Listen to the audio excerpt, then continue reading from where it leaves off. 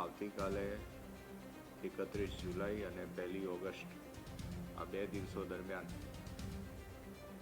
રાજ્ય સરકાર દ્વારા આપણને ભારે વરસાદની સંભાવના વ્યક્ત કરવામાં આવી છે।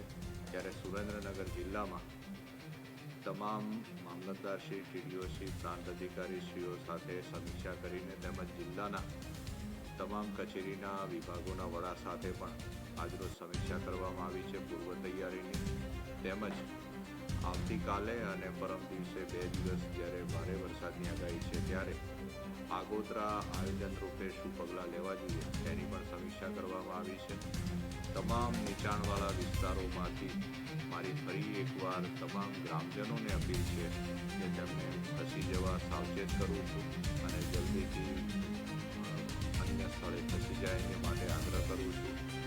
આ સંજોગોમાં આપણે સાવચેતી રાખીએ એ જ સાચી નિષ્ઠા છે આપણી।